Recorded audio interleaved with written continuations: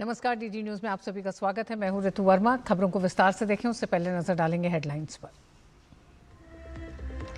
NDA के उपराष्ट्रपति पद के उम्मीदवार सीपी राधाकृष्णन ने पीएम मोदी से की मुलाकात। पीएम ने उपराष्ट्रपति चुनाव के लिए दी शुभकामनाएं। बढ़ती सियासी हलचल के बीच जेडीयू ने की समर्थन की पुष्टि।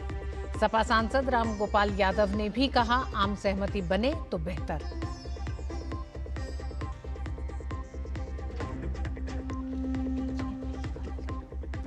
लोकसभा में अंतरिक्ष यात्री शुभांशु शुक्ला की उपलब्धियों पर हुई विशेष चर्चा।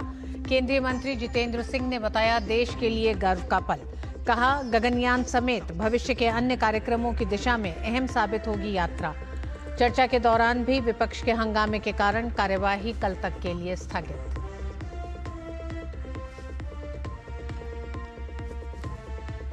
राज्यसभा में विपक्ष के हंगामे पर भड़के नेता सदन जेपी नड्डा।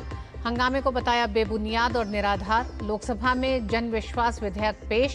प्रवर समिति को भेजा गया विधेयक। Ease of living, ease of doing business को देगा बढ़ावा।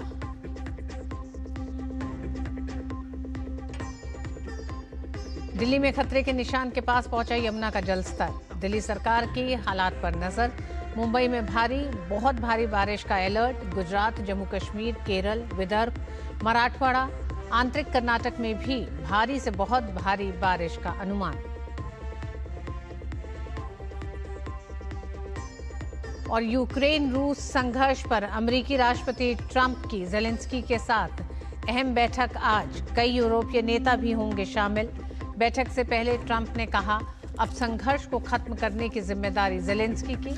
पुतिन की शर्तों पर सहमत होने से ज़ेलेंस्की का इनकार।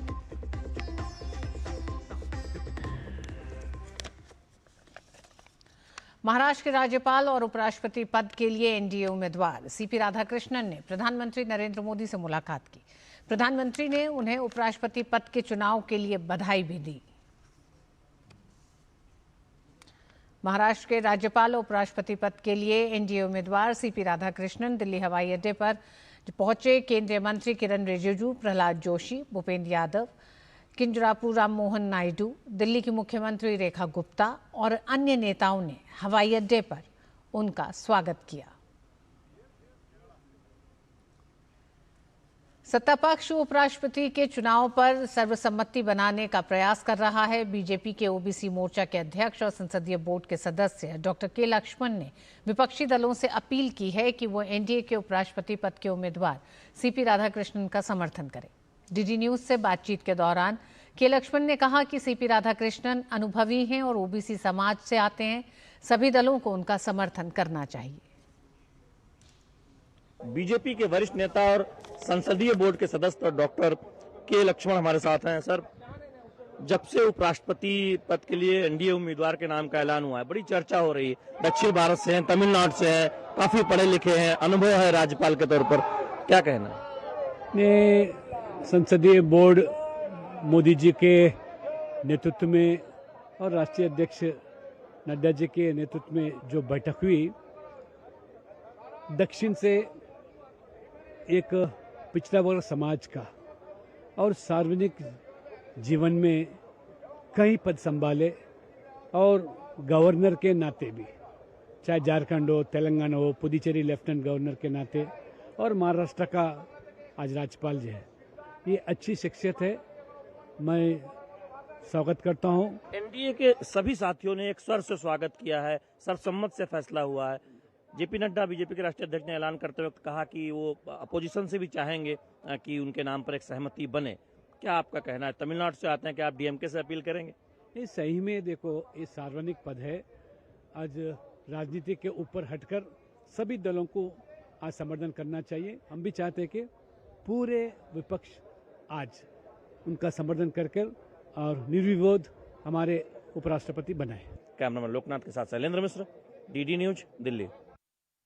वहीं कांग्रेस सांसद गौरव गोगोई ने कहा है कि सीपी राधाकृष्णन की उपराष्ट्रपति पद की उम्मीदवारी पर इंडी गठबंधन में आम सहमति बनने की उम्मीद है। The India Alliance leaders have had few discussions on this matter, and I'm expecting that there would be a consensus and we would hear the discussion made public very soon. Samajwadi party सांसद रामगोपाल यादव ने कहा कि देश में कुछ पद ऐसे हैं, चाहे वह राष्ट्रपति हो या उपराष्ट्रपति, लोकसभा अध्यक्ष, इन सब पर आम सहमति होना बेहतर है। अब हमें मालूम नहीं है, वैसे कंसेंसस तो हमेशा अच्छी बात होती है, वार्ता के जरिए ही होना चाहिए। कुछ पद ऐसे होते हैं देश में, चाहे राष्ट्रपति का हो, उपराष्ट्रपति का हो, स्पीकर का हो, इस पे कंसेंसस होना बेहतर होता है। सूत्रों के मुताबिक एनडीए की ओर से उपराष्ट्रपति पद के उम्मीदवार सीपी राधाकृष्णन के लिए समर्थन जुटाने के लिए रक्षा मंत्री राजनाथ सिंह ने वाईएसआरसीपी अध्यक्ष जगन मोहन रेड्डी से बातचीत की। इस बातचीत के बाद वाईएसआरसीपी सीपी राधाकृष्णन की उम्मीदवारी का समर्थन करेगी।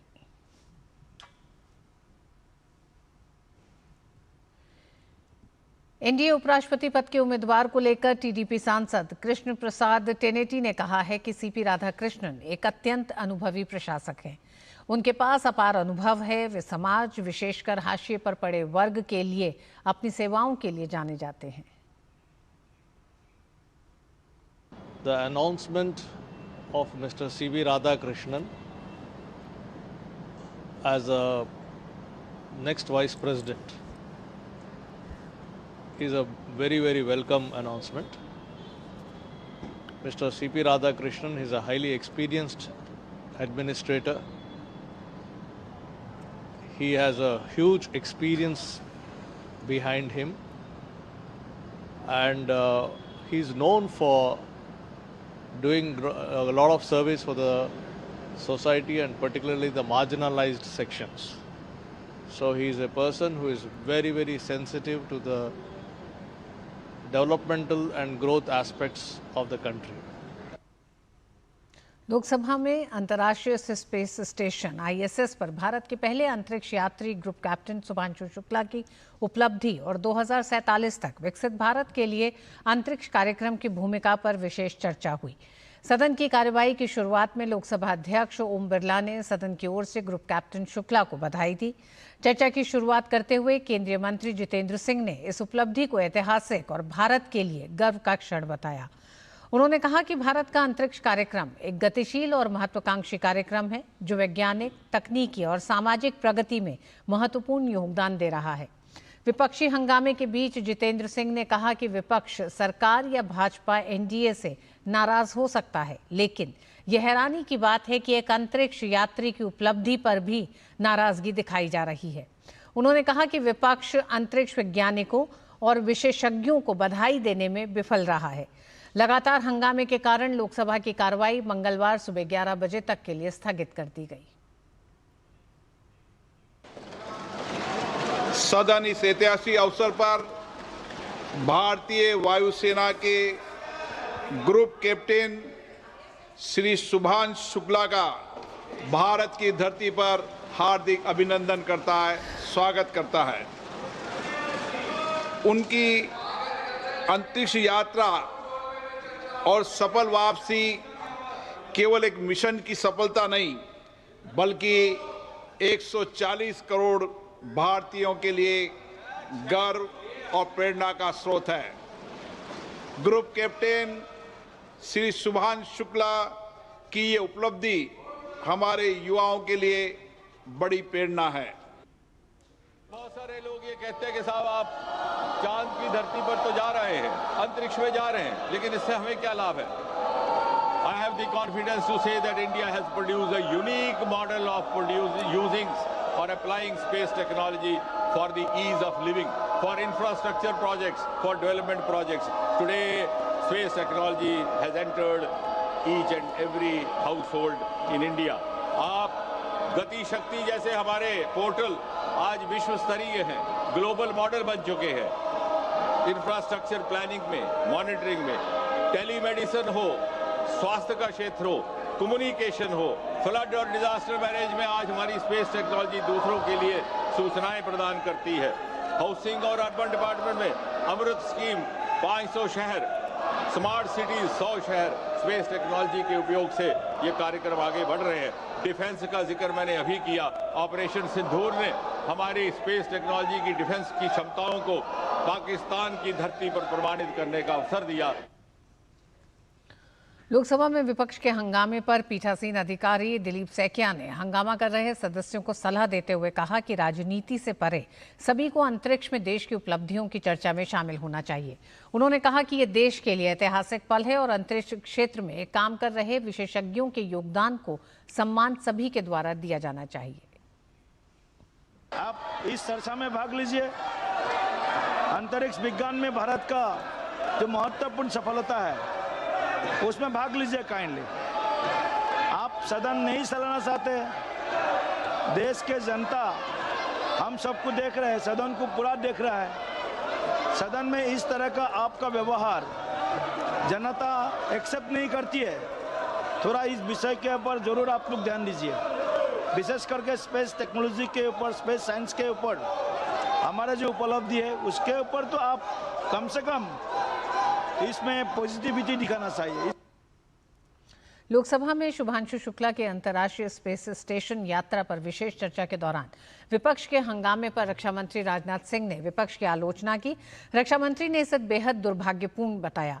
राजनाथ सिंह ने अपने सोशल मीडिया प्लेटफॉर्म एक्स पर लिखा कि ये चर्चा भारत का अंतरिक्ष कार्यक्रम और विकसित भारत 2047 में इसकी भूमिका जैसे विषय पर थी, जो देश की वैज्ञानिक प्रगति, राष्ट्रीय सम्मान और सुरक्षा से जुड़ी है। ऐसे गंभीर विषय पर विपक्ष का रवैया बेहद निराशाजनक रहा। उन्होंने कहा कि प्रधानमंत्री नरेंद्र मोदी के नेतृत्व में भारत अंतरिक्ष के क्षेत्र में अभूतपूर्व ऊंचाइयों को छू रहा है। ऐसे में विपक्ष को चर्चा में भाग लेकर रचनात्मक सुझाव देने चाहिए थे, बजाय सदन की कार्रवाई में बाधा डालने के। रक्षा मंत्री ने यह भी कहा कि अंतरिक्ष जैसे रणनीतिक और वैज्ञानिक मुद्दों को कम से कम दलगत राजनीति से ऊपर रखना चाहिए। इससे पहले लोकसभा में आज जन विश्वास संशोधन 2.0 विधेयक 2025 पेश किया गया। वाणिज्य एवं उद्योग मंत्री पीयूष गोयल ने लोकसभा में इस विधेयक को पेश किया। ये मोदी सरकार की जन विश्वास पहल 2.0 का हिस्सा है, जो 2023 में लागू पहले सुधार कानून का विस्तार है। अगर बिल की प्रमुख विशेषताओं की बात की जाए तो 2023 के जन विश्वास कानून में 183 धाराओं में सुधार हुआ था, जबकि नए बिल में 350 से अधिक धाराओं में बदलाव प्रस्तावित है। इसमें सब छोटे अपराधों में सजा का प्रावधान खत्म किया जाएगा। पहली गलती पर जुर्माना नहीं बल्कि इम्प्रूवमेंट नोटिस जारी होगा, जिसके तहत लोगों और व्यवसायों को गलती सुधारने का अवसर मिलेगा। वहीं दोबारा गलती करने पर ही दंड लागू होगा। दंड राशि 2023 में तय मानकों के अनुसार होगी और आगे बढ़ सकती है। बहरहाल इस बिल के पास होने से व्यापारियों को सबसे ज्यादा फायदा मिलेगा। माना जा रहा है कि इस बदलाव से देश में बिजनेस के लिए अनुकूल माहौल बनेगा। खासतौर पर ईज ऑफ लिविंग और ईज ऑफ डूइंग बिजनेस को बढ़ावा देना इसका उद्देश्य है। गौरतलब है कि 15 अगस्त के मौके पर प्रधानमंत्री नरेंद्र मोदी ने लाल किले की प्राचीर से नेक्स्ट जनरेशन रिफॉर्म की बात की थी। पीएम मोदी ने इसमें पुराने नियमों को अगली पीढ़ी के हिसाब से बदलने के लिए टास्क फोर्स का ऐलान भी किया था। कहा था कि हमारे देश में कई ऐसे कानून हैं जिसमें छोटी छोटी बातों पर भी जेल की सजा का प्रावधान है। उन्होंने कहा था कि ऐसे अनावश्यक कानून जो भारतीय नागरिकों को जेल में डालते हैं, खत्म किए जाएं। वहीं राज्यसभा में विपक्ष के हंगामे और विपक्ष के नेता मल्लिकार्जुन खड़गे के बयान पर केंद्रीय मंत्री और सदन के नेता जेपी नड्डा ने कहा है कि जिन मुद्दों को सदन में रखा गया है, सिर्फ उन पर ही चर्चा होनी चाहिए। इस दौरान उठाए गए सभी अन्य मुद्दों को सदन की कार्रवाई से बाहर निकाला जाना चाहिए। 21 जुलाई को जब सत्र शुरू हुआ था, तब मैंने बड़े स्पष्ट शब्दों में कहा था कि यह सरकार नियम संगत whatever is permitted in the rules, this government under the dynamic leadership of Prime Minister Modi is ready to have discussion on any subject which can be taken. Time and again, the chair has given the ruling that the issue which they wanted to raise cannot be raised according to the rules of business as set by, and it has been expressed by you and by the chair many times. They have got no interest in discussion, and I would like to bring on record. Let's have order in the house. That they have wasted. Let's have order in the house. 69 hours, 1 minute of this house. 69 hours have been wasted. और bulletin में वक्त एक छोटे से break का। LIC लाया है unit linked insurance plan index plus. जीवन बीमा पाइए और निफ्टी स्टॉक्स के साथ अपने मार्केट रिटर्न्स को तेजी से बढ़ाइए। इस अट्रैक्टिव कॉम्बिनेशन के साथ अपना कल सुरक्षित कीजिए। सिर्फ 2500 रुपए मंथली प्रीमियम से शुरुआत कीजिए। आज ही LICindia.in पर जाएं। मेरी पसंद, मेरी पसंद, मेरी पसंद, मेरी पसंद, हमारी पसंद, हम सबकी पसंद। मजबूत देश का मजबूत सरिया हो गया स्टील। चीन के विदेश मंत्री वांग यी भारत के 2 दिवसीय दौरे पर आज नई दिल्ली पहुंचने वाले हैं। चीन की सत्ताधारी कम्युनिस्ट पार्टी के पोलिट ब्यूरो सदस्य वांग यी राष्ट्रीय सुरक्षा सलाहकार अजीत डोवाल के निमंत्रण पर भारत आ रहे हैं। इस यात्रा के दौरान वांग यी भारत के विशेष प्रतिनिधि अजीत डोवाल के साथ भारत चीन सीमा मुद्दे पर विशेष प्रतिनिधियों की 24वें दौर की वार्ता करेंगे। विदेश मंत्री डॉक्टर एस जयशंकर भी उनके साथ द्विपक्षीय बैठक करेंगे।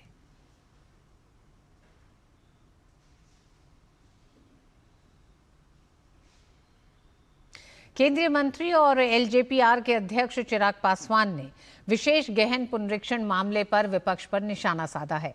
चिराग पासवान ने कहा कि विपक्ष ने देश हित में फैसले लेने और न्यायिक प्रक्रियाओं से जुड़े कार्य करने वाली संस्थाओं को नकारा है। संवैधानिक संस्थाओं पे आप विश्वास नहीं कीजिएगा, न्यायिक प्रणाली पे आप विश्वास नहीं कीजिएगा, संवैधानिक पदों पे बैठे हुए व्यक्तियों पे आप भरोसा नहीं कीजिएगा। इन्होंने हर वो व्यक्ति, हर वो संस्था जिन्होंने देश हित में फैसले लेने का काम किया, देश हित में उन्होंने निर्णय लिए, उन्होंने प्रक्रियाएं शुरू कराई, इन्होंने हर उस व्यक्ति, हर उस संस्था को नकारने का काम किया है। नई दिल्ली में MSME वैश्विक शिखर सम्मेलन 2025 का आयोजन किया गया। सम्मेलन में अंतर्राष्ट्रीय व्यापार से जुड़ी प्रमुख हस्तियों ने हिस्सा लिया। कार्यक्रम में अर्थव्यवस्था के क्षेत्र में MSME के योगदान पर चर्चा हुई। कार्यक्रम में बोलते हुए मुख्य अतिथि दिल्ली विधानसभा के अध्यक्ष विजेंद्र गुप्ता ने कहा कि MSME क्षेत्र का भारत के सामाजिक आर्थिक विकास में अहम योगदान है। MSME भारतीय अर्थव्यवस्था की रीढ़ है। देश के विकास और रोजगार देने में भी ये सेक्टर अहम भूमिका निभाता है। MSME, micro, small, medium enterprises are the backbone of our economy. Today, this sector contributes nearly 45% of India's total exports, but with the right policy framework, global partnerships, and encouragement of innovation, this contribution has the potential to rise to 60 to 70%. Supreme court ने पंजाब में 1158 assistant professor और librarian को नई नियुक्ति होने तक अपनी सेवा जारी रखने की अनुमति दे दी है। पंजाब सरकार ने छात्रों की पढ़ाई के नुकसान का हवाला देते हुए कोर्ट से पुराने आदेश में संशोधन की मांग की थी। कोर्ट ने इस मांग को मंजूर कर लिया, लेकिन कहा कि इसके एवज में असिस्टेंट प्रोफेसर और लाइब्रेरियन किसी दूसरे आर्थिक लाभ के हकदार नहीं होंगे। 14 जुलाई को सुप्रीम कोर्ट ने अपने आदेश में पंजाब में 1158 असिस्टेंट प्रोफेसर और लाइब्रेरियन की नियुक्ति को रद्द कर दिया था। सुप्रीम कोर्ट ने तब कहा था कि नियुक्ति प्रक्रिया मनमानी रही, इसमें नियम कानून को ताक पर रख दिया गया और राज्य सरकार के पास इसे सही ठहराने के लिए कोई वाजिब कारण नहीं है। कोर्ट ने पंजाब सरकार से UGC के नियमों के मुताबिक नए सिरे से नियुक्ति प्रक्रिया शुरू करने का निर्देश दिया था। आंध्र प्रदेश के IT एवं मानव संसाधन विकास मंत्री नारा लोकेश ने आज विदेश मंत्री डॉक्टर एस जयशंकर से मुलाकात की। मुलाकात के दौरान नारा लोकेश ने विदेश मंत्री से आंध्र प्रदेश को वैश्विक कौशल एवं प्रवासी जुड़ाव का केंद्र बनाने पर जोर दिया। बैठक के दौरान नारा लोकेश ने केंद्रीय मंत्री को राज्य प्रतिनिधिमंडल की हालिया सिंगापुर यात्रा और वहां के अधिकारियों के साथ हुई चर्चाओं से भी अवगत कराया। आंध्र प्रदेश के IT मंत्री ने विदेश मंत्री से राज्य के विकास और प्रगति के लिए केंद्र सरकार से सहयोग भी मांगा। उन्होंने आंध्र प्रदेश के प्रवासी श्रमिकों के लिए कल्याणकारी और सुरक्षा योजनाओं के विस्तार में विदेश मंत्रालय से सहयोग मांगा, जिसमें प्रवासी भारतीय बीमा योजना जैसी बीमा योजनाओं तक पहुंच का विस्तार भी शामिल है। बच्चों के स्वास्थ्य देखभाल को लेकर नई दिल्ली में आयुष मंत्रालय की एक संस्था राष्ट्रीय आयुर्वेद विद्यापीठ ने एक संगोष्ठी का आयोजन किया। आयुर्वेद के माध्यम से बाल चिकित्सा रोग में स्वास्थ्य प्रबंधन कैसे किया जाए, इसको लेकर संगोष्ठी में देश भर के आयुर्वेद के विशेषज्ञ हिस्सा ले रहे हैं। 2 दिन की इस संगोष्ठी में विशेषज्ञ नवाचार, ज्ञान और बाल स्वास्थ्य पर चल रहे शोध के बारे में विचार विमर्श करेंगे। ये संगोष्ठी समग्र बाल स्वास्थ्य देखभाल की नींव के रूप में आयुर्वेद की क्षमता को साबित करेगी। बच्चों का स्वास्थ्य किस प्रकार अच्छा रखा जाए, बच्चे स्वस्थ होंगे तो हमारे देश का स्वास्थ्य अच्छा होगा। तो हमारे आयुर्वेद में जितना भी ऋषियों ने बताया गया, हमारी जैसे काश्यप संहिता है, राकेश शर्मा जी ने बताया था कि उसमें जितने भी हमारे बच्चों के लिए हम करते हैं, स्वर्ण प्राशन करते हैं जब बच्चा पैदा होता है ताकि उसकी इम्यूनिटी स्ट्रांग हो, या बच्चों को ऐसी चीज़ें दी जाए ताकि बच्चों को ज़्यादा स्ट्रांग दवाइयाँ मिल जाए तो बच्चों का स्वास्थ्य अच्छा हो। यही एक मेन कारण है कि हमारे जो गुरुजन हैं, जो सब लोग विद्वान पूरे देश से आए हैं, वो इस बारे में बताएंगे कि हमारे चिकित्सक लोग किस प्रकार बच्चों का अच्छा स्वास्थ्य रख पाएंगे। अपने बच्चे को दलिया देना चाहिए, उपमा देना चाहिए, जो साउथ के लोग हैं उपमा दें। इसी तरह से हम बच्चे को रेगुलर रूटीन में केला दे सकते हैं। केला बड़ा सस्ता फल है, उसमें मैग्नीशियम है, आयरन है, कैल्शियम है, बहुत सारी चीज़ें हैं। दूध में बच्चों को गाय या बकरी का दूध बहुत इम्पॉर्टेंट है, वो देना चाहिए। और इसके अलावा जितने भी हमारे अपने सब्जियां हैं, जैसे घिया है, टिंडा है, तुरई है, इनको मैश करके बच्चों को खिलाना चाहिए। इनसे विटामिन्स भी सारे मिलेंगे, इनसे सारी बॉडी को मिलने वाले मिनरल्स भी मिलेंगे, ताकत भी आएगी। चूँकि ये सारी चीज़ें नहीं मिलती है, इसलिए कुपोषण का जो है वो ग्रस्त होते हैं।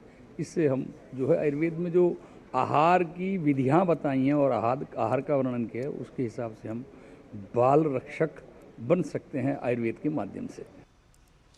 भारतीय मौसम विभाग ने कई राज्यों में रेड और ऑरेंज अलर्ट जारी किया है। छत्तीसगढ़, ओडिशा, तेलंगाना, तटीय आंध्र प्रदेश, तटीय कर्नाटक, कोंकण और गोवा, मध्य महाराष्ट्र और दक्षिण आंतरिक कर्नाटक में अत्यधिक भारी बारिश की आशंका जताई गई है। इसके अलावा गुजरात, जम्मू कश्मीर, केरल, विदर्भ, मराठवाड़ा और उत्तर आंतरिक कर्नाटक में भी भारी से बहुत भारी वर्षा का पूर्वानुमान है। मौसम विभाग के अनुसार बंगाल की खाड़ी में बने गहरे दबाव के असर से आज तटीय आंध्र प्रदेश, दक्षिण ओडिशा, दक्षिण छत्तीसगढ़, तेलंगाना और कर्नाटक में तेज बारिश होगी। मुंबई, गोवा और तटीय कर्नाटक समेत कोंकण क्षेत्र में आज और कल व्यापक बारिश की आशंका है, जबकि गुजरात में 19 और 20 अगस्त को भारी बारिश की चेतावनी जारी की गई है। मौसम विभाग ने कहा है कि मानसून अगले 3 से 4 दिनों तक दक्षिण प्रायद्वीप और मध्य भारत के हिस्सों में सक्रिय रहेगा। पिछले 2 दिन से महाराष्ट्र में हो रही भारी बारिश को लेकर मुख्यमंत्री देवेंद्र फडणवीस ने कहा है कि कई जिलों में बारिश के रेड और ऑरेंज अलर्ट को देखते हुए हम पड़ोसी राज्यों से भी बात कर रहे हैं, जिससे पानी का डिस्चार्ज ठीक रहे और बाढ़ की स्थिति पैदा ना हो। उन्होंने कहा कि कोंकण में भी बाढ़ नियंत्रण के इंतजाम किए गए हैं। नांदेड़ जैसी जगह पर कल मुकरमाबाद में 206 mm बारिश हुई है और इसके कारण बहुत बड़े पैमाने पर क्लाउड बस्ट इस प्रकार की वहाँ परिस्थिति थी। लोग काफ़ी अटके हुए थे। 206 लोगों को बाहर निकाला जा चुका है और भी लोगों को बाहर निकाला जा रहा है। एनडीआरएफ की टीम वहाँ है, मिलिट्री की भी टीम वहाँ पर पहुँची हुई है। वैसे ही मुंबई में बहुत बड़े पैमाने पर बारिश हुई है। पिछले 8 घंटों में 177 mm बारिश मुंबई में हुई है और अगले 8-10 घंटे मुंबई में रेड अलर्ट है। बहुत बड़े पैमाने पर बारिश होगी ऐसा बताया गया है। इसके चलते दोपहर के बाद स्कूलों को छुट्टी दी गई है और लोग जल्दी अपने घर पहुंचे और आवश्यकता हो तो ही बाहर निकले। और इसी के साथ इस बुलेटिन में बस इतना ही। मुझे दीजिए अनुमति। नमस्कार।